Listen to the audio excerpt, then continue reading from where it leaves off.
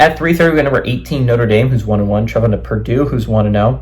Notre Dame favored by 10 points on CBS. Riley Leonard's gone 38-62, gone for 321 yards, 0 touchdowns, 2 interceptions. Jeremiah Love's had 25 carries for 170 yards and 2 touchdowns, and Bo Collins had 10 catches for 107 yards. Hudson Card's gone 24 of 25, an insane stat line, threw for 273 yards, 4 touchdowns, 0 interceptions. Devin Maccabees had 11 carries for 89 yards, and Max Clares had 5 catches for 71 yards and a touchdown. Notre Dame's 57-26 all-time against Purdue. Last 6 games have gone to Notre Dame from 2008 to 2021. 2004 was the last time Purdue won at Notre Dame, which does not matter because it's at Purdue, but I just thought I would mention that.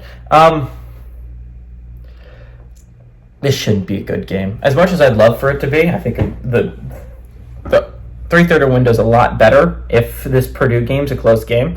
Because again, of the ranked games, this probably should be the closest. It's only a 10-point spread comparing it to the 13, 16, and 36.5 for the 3:30 window. This is supposed to be the best football game in the 3:30 window that has national implications, like top 25 implications, right?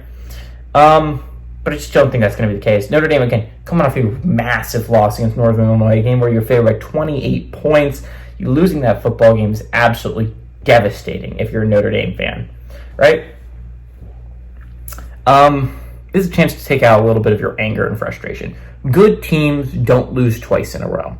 It does not happen. Notre Dame, I think, is a solid football team. I think Northern Illinois took them by shock a little bit. I think they're coming off the letdown was real after A&M, right? I think they got a lot up for A&M, and I think they thought they could call it in against Northern Illinois, and it didn't quite work out. But I think a lot of people, it would be hard to argue that if Notre Dame doesn't win them all down the stretch, that they're not in the playoffs, right? And in a schedule where I think that's very doable, I think that you have some tough games. Like Louisville is going to be hard. USC is going to be a hard game. But this game is very doable. Purdue is probably the most overlooked team in the Big Ten. Like if you're going to talk and list Big Ten teams that you're excited about, Purdue just wouldn't pop up on that list. And it's because they didn't have a great year last year. They were 4-8. And I think they're the only team that didn't make a bowl game that had a first-year head coach in the Big Ten, right? And I think that's a lot of reason why everyone's excited, because if you look at it, you either have a coach that has won a lot of games before, like Brett Bielema for Illinois, Kirk Ferentz for Iowa. Like if you didn't make a bowl game, like Illinois didn't, you have a coach that you're excited about in Brett Bielema. Just like Nebraska had a coach they were excited about in Matt Rule, right?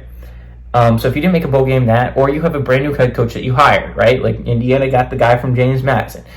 Michigan State went and got Jonathan Smith from Oregon State, right? So like if you didn't make a bowl game, you at least had a head coach, brand new head coach. I think Purdue is one of the few football teams where you haven't seen him. It was a first-year head coach. And the other, I believe, first-year head coach that kept his job in the Big Ten last year was Matt Rule, if I'm not mistaken. Davis Braun for Northwestern as well, right? But Braun made a bowl game, so that was exciting there for Northwestern. I think if you're looking at it, Nebraska was just short, right? And everyone's excited about Matt Rule still. It's just Purdue kind of flew under the radar. Not a lot of people talked about Purdue, and I kind of understand why. It's not a super exciting football team, but Hudson Card's a solid quarterback. And I think if you're going to pull off an upset, you're going to need a solid quarterback. I'd love Purdue to pull off this upset. I'd love to be wrong. But I just don't think it's going to be the case. It's just like good teams don't lose twice in a row. Notre Dame is going to be upset about how the Northern Illinois game went, and I think they're going to take it out on the Purdue Boilermakers. Give me the Fighting Irish to win and cover on the road.